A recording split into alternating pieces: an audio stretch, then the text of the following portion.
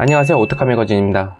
오늘은 현대 아이오닉 5와 기아 CV 모델과 같이 금년 내로 출시 예정인 제네시스의 GV60으로 확정된 소식과 함께 조선의 마칸이다 해서 진짜 마칸을 벤치마킹한 제네시스 GV70 전기차 소식, 그리고 G80 전기차 소식까지 묶어서 전달하려고 합니다. 제가 전에 다룬 JW 예상도 및 스파이샷과 간단히 복습하면서 GV70 전기차 버전부터 나올 수밖에 없던 이유와 3월이라 했지만 미뤄져서 올 6월 출시를 앞둔 G80 스포츠와 같이 나올 예정인 G80 EV에 대한 소식이 주가될 듯 하네요. 우선 이번 칼럼만큼은 그래도 제네시스에 대한 행보에 대해 질타도 있겠지만 그보다도 저 X 돈 먹었네? 현대 광고냐? 이런 말 할 필요는 없다는 점을 미리 알려드립니다. 이 채널에 광고 들어온 적이 없고 댓글이나 이메일을 통해 다음 다룰 주제를 선점했으며 시장 경제 위치에서 빠른 포석을 놓는 것에 대한 칭찬입니다. 지난 시간 혼다 CRV에서도 미쓰비시에 비비면서 OEM 생산으로 하청업체 취급받던 현대가 이만큼 많이 올라온 곳에는 그동안 정말 베타 테스터 되면서 사준 소비자들이 있었고요. 해외 부품들을 사용하면서 그것을 국산화에 성공시키며 이익률에 앞서면서 미래 먹거리의 회사에 투자 및 인수를 하는 방향으로 가는 것은 정말 잘한 일이죠. 뿌듯할 일입니다. 다만 깔 거 좀 까고 못되게 한 것 또한 당연히 욕먹고 고객들에게 이제 서비스센터의 대응력이나 품질 문제에 있을 시 그것을 좀 더 싸고 좋고 해외보다 더 발빠르게 대응한다면 좋겠다는 거죠. 아니, 좋겠다는 게 아니고 더 그래야 되는 거죠.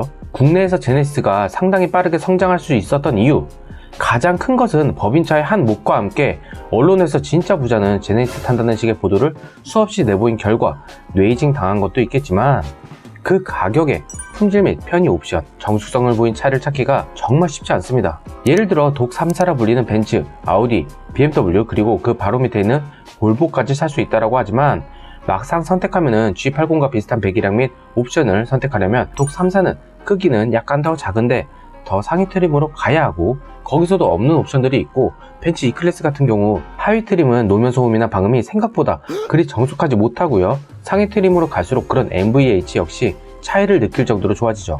상당히 좋다라고 하면 어느 순간 9천만 원이 넘어갑니다. 볼보는 온리 4기통이라는 이유만으로 선택권에서 아예 배제시키는 경우가 크고요. 렉서스와 가장 견줄만 한데 솔직히 렉서스가 아직까지 더 위라고는 생각을 해요. 다만 일본 불매 운동 타이밍에 눈치란 게 생겨 배제. 혼다 레전드 역시 최악의 판매량을 기록하면서 진정한 레전드로 남았고요.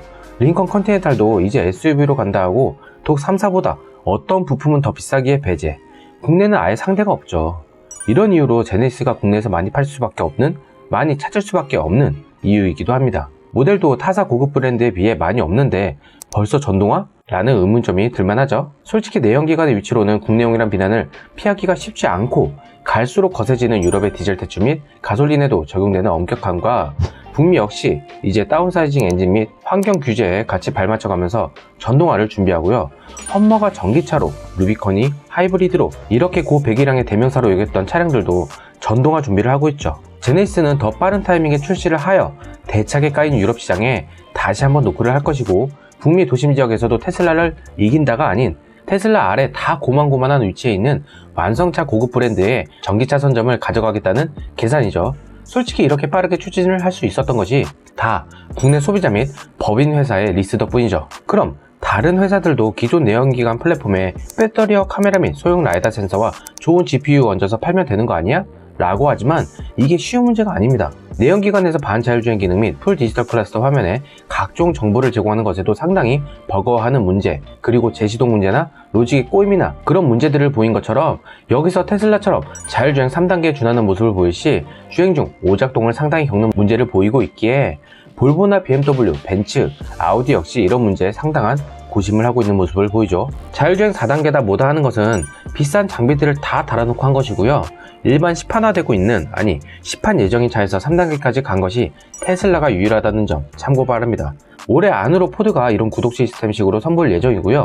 단순한 소프트웨어 업그레이드를 통한 자율주행 3단계 제공 가능한 플랫폼에 전기차는 실상 벤츠, BMW, 폭스바겐을 제외하고는 거의 안 보인다는 이유가 여기에 있는 겁니다. 여러모로 테슬라가 처음부터 제공한 오토파일럿 시스템이 대단하긴 한 거죠. 마감 품질과 맞바꾼 올인이지만요.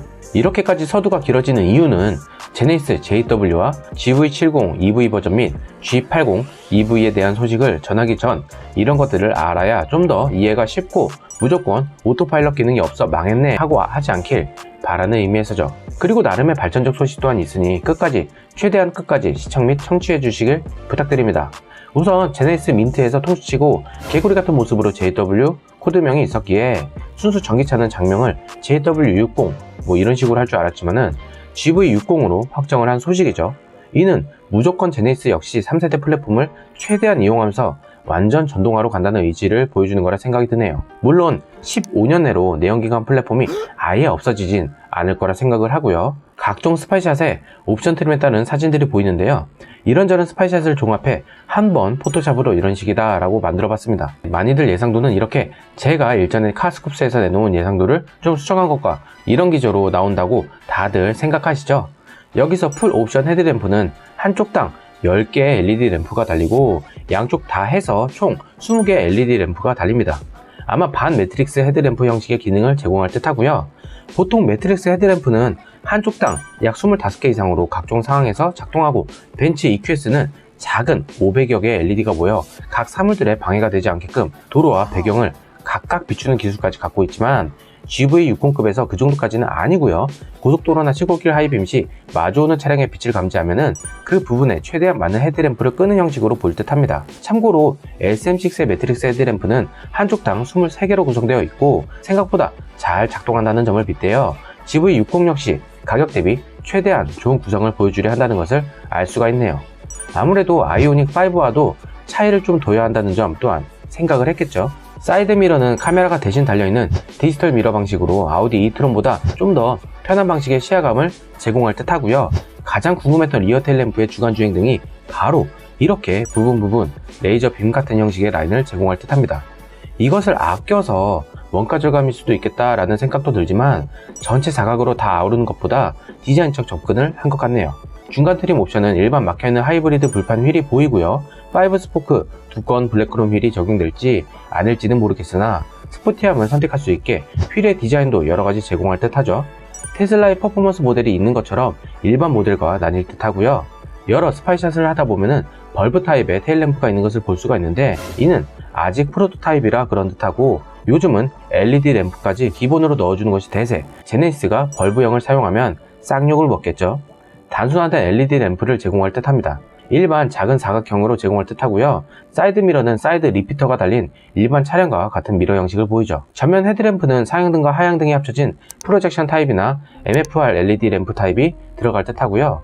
간단한 차이점을 말하자면 MFR LED 램프는 LED에서 나오는 빛을 주변 반사판으로 내보내는 형식이고 프로젝션 타입은 렌즈로 빛을 모아서 쏘는 방식입니다.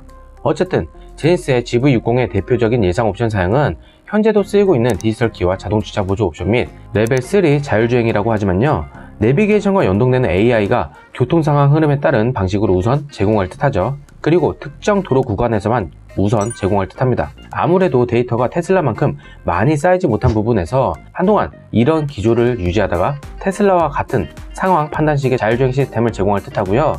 차 가격 때문이라도 자율주행 옵션은 테슬라와 같이 구독 시스템으로 제공할 듯 합니다. 현재 많은 곳에서 무선 충전에 대한 얘기가 있는데 이는 지원한다고 해도 강동구에 있는 현대 EV 스테이션의 한정적인 곳에서만 무선 시험 제공할 듯 하고요.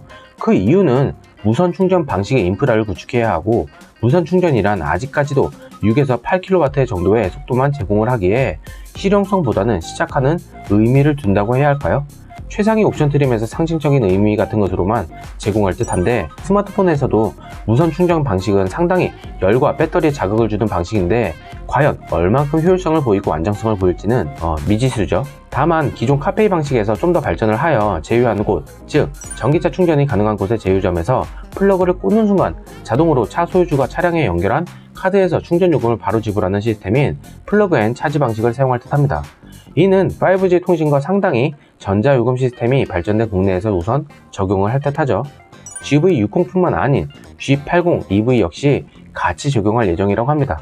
배터리는 SK이노베이션에서 개발된 신형 배터리 팩과 73kWh의 용량의 배터리를 적용, 800V로 승합 충전 시스템으로 1회 완충 시 국내 주행거리 기준 501km 이상 주행이 가능하고요. 충전 18분 이내에 최대 80%까지 충전이 가능하며 셀프 주유소 주유시간인 약 5분 정도의 충전 시간으로 100km까지 주행을 할 수 있습니다. 듀얼모터 장착까지 한 E4WD가 적용이 되고요. 올 6월 첫 생산을 시작할 예정이고요. 차량용 반도체 부품 공급이 어려워서 3월에서 좀 더 뒤로 밀려난 모습이죠. 예상 출시 시기는 2021년 10월로 잡혀있다고 합니다. 다음 GV750이 출시된 지 얼마 되지 않아서 G80 EV와 같은 그릴에 전기차 모델이 스파이샷에서 선보이며 화제가 되었죠. 닫힌 그릴 형태는 같지만요, G80 EV와 같이 이런 고무판와 같은 모습으로 출시가 되지 않을 듯하고 크롬으로 된 격자 문양의 그릴을 넣을 듯하죠. 한간의 캐딜라 리딩 모델처럼 그릴에 테두리에 빛이 들어와서 웰컴 기능을 제공할 수 있다고는 하지만 현재와 같은 기조에서 그러기가 쉽지 않을 듯합니다. 할 수 있어도 격자 문양에 다 LED를 넣을 수 없는 것이고 그릴 테두리에서 정리가 되겠죠. 이 부분은 더 기다려 봐야 할 듯하고요. 전통 전기차인 GV60과는 달리 기존 내연기관 플랫폼 안에 엔진과 파워트레인 그리고 드라이브 샤프트를 다 제거하고 남은 공간에 전동화 라인으로 채웠는데요. 이는 제네시스 플랫폼이 내연기관과 전기차 플랫폼을 아우를 수 있는 그런 구조를 가졌기 때문이죠. 일전에도 말했듯이 플러그인 하이브리드가 나오기 힘든 구조입니다. 전기차까지는 아니지만은 내연기관 치고는 매우 짧은 오버행과 그 안에 꽉 차있는 엔진룸, 이 안에 플러그인 하이브리드 부품이 추가로 들어갈 수 있는 공간이 없거니와 공간을 억지로 마련해서 넣는다 하더라도 정비의 용이함이 매우 떨어짐으로써 설계 당시부터 바로 전기차로 넘어갈 것을 염두하고 만든 것이라 생각이 되고요. 하단 그릴은 센서가 있는 부분에 오픈이 되어 있는 모습을 보이고요. 그릴 정중앙엔 전면 카메라 센서가 보입니다. 새로운 5스포크 휠 디자인의 미쉐린 타이어가 껴있는 것이 보이고요. 이 5스포크 휠 역시 퍼포먼스 모델 같은 성능에 지원할 것으로 보이고요. 국내 일반 스파이샷으로 보이는 모델은 19인치 크기의 휠을 장착한 것으로 알려졌죠. 많이 막힌 모습에서 오히려 일반 휠에서는 뚫려있는 부분이 막혀있고 막혀있던 부분이 뚫려있는 식의 휠 디자인을 보입니다. 다양한 휠을 제공할 예정이고요. 20분 충전에 80% 가까이 충전하는 급속 충전을 지원하고 EV 스테이션의 하이차저 시스템 역시 지원 가능합니다. GV60보다는 제네시스에서 가장 완성도 높은 실내외 디자인이기에 막힌 그릴의 형상만 잘 표현한다면 이목을 끌기가 충분할 듯 합니다. 가격은 시작가 6,500만원에서 보조금 50% 테이블에 들어갈 듯 하고요. JW라 불리는 GV60과 마찬가지로 사용자 인증과 동시에 결제되는 플러그 차지 기능이 제공이 되죠. 배터리는 SK 이노베이션에서 생산을 하고 3단계 준하는 자율주행 시스템은 삼성전자와 협력하여 도입하기에 상당히 기대되는 부분이죠. 분명한 것은 단번에 테슬라와 같은 수준을 내기 힘들다는 것이고 잘해야지, 정말 잘해야지 고속도로 안에서 오토파일럿 정도 되는 수준에서 데이터를 기반한 업데이트가 이루어지는 방식을 볼 듯합니다. 다음, 제네시스 전기차 중에서 가장 빨리 출시를 하려 했었던 그리고 가장 빠른 출시를 앞두고 있는 바로 그 전기차 세단인 G80 EV입니다. 제가 일부러 EV라고 좀 구별되게 덧붙여서 말하는 것도 있어요.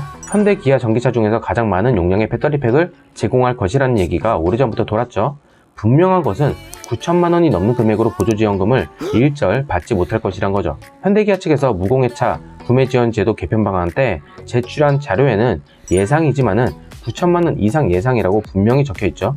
하기사 경쟁 라이벌 모델 역시 1억에서 2억 사이를 마크하고 있는데 나름 고급화 브랜드의 전기차 버전이 쌓을 수가 없는 거죠. 이미 현재도 수입차와 맞먹는 금액을 보이고 있으니까요. 제네시스 GV60과 같은 형식을 지원하고 사실상 플래그십 전기차 세단이기에 그에 걸맞는 추가 기능을 넣어서 9천만원에서 1억 3천만원 사이의 금액대를 마크할 듯합니다.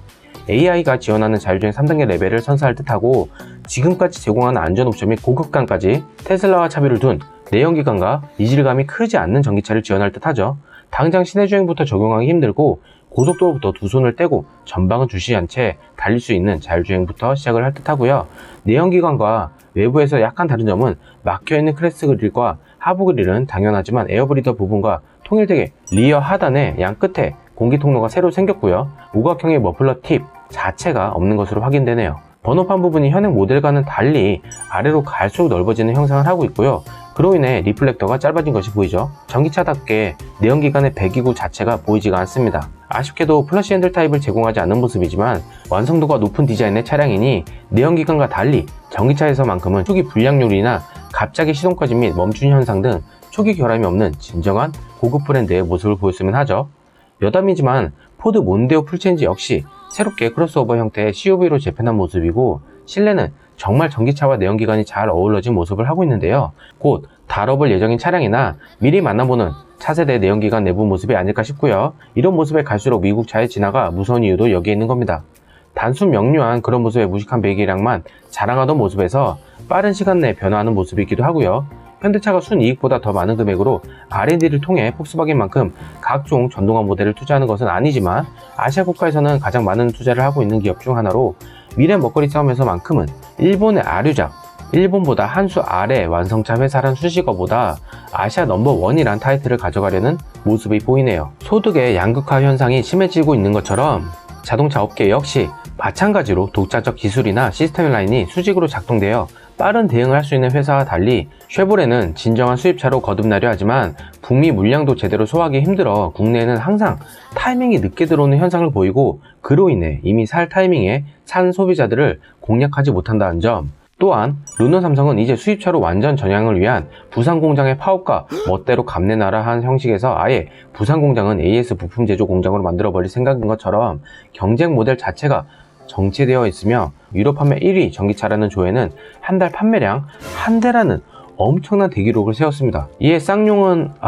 가뜩이나 부품 수급률 자체가 외부 의존도가 심한 기업인지라 마지막 기회를 또 혈세로 주려는 거냐 이런 것들처럼 안 좋은 여론들이 많지만 그래도 렉스턴의 성공 및 코란도 전기차 버전과 무쏘의 부활까지 계획했던 만큼 HAAH 딜러사가 아닌 다른 외부 그룹이 제대로 된 투자를 하기 바라고요. 국내 사항이 이러기에 현대 망해라 이게 아닌 이제 진짜 현대기아밖에 남아있는 게 없구나 하는 마음으로 제조사가 정신 차려서 이만큼 키워준 소비자들에게 좋은 차량을 좀 더 싼 가격과 품질 및 AS 고객 대응으로 보답하길 바랄 뿐이죠. 실질적으로는 일본 차는 전기차로 전향할 타이밍을 LG폰이 그랬듯이 놓친 감이 없지 않아 있지만 그래도 워낙 강력한 하이브리드 모델이 앞으로의 10에서 15년 정도를 거뜬히 버텨줄 것이고 그 기간 동안 일본만의 기술력을 내세워서 완성도 높은 전기차를 선보일 것이 예상이 됩니다. 네, 오늘 소식은 여기까지고요. 초기부터 끝까지 믿어주신 구독자분들, 새로 구독해주시고 시청해주신 여러분들 진심으로 감사합니다. 비록 성장 속도는 그리 빠르지 않는 채널이지만 그만큼 탄탄히 다져지면서 올라간다고 생각하고요. 더 좋은 소식과 더 재미나는 칼럼으로 여러분들께 찾아가겠습니다. 건강 조심하시고 구독과 좋아요 부탁드려요. 감사합니다.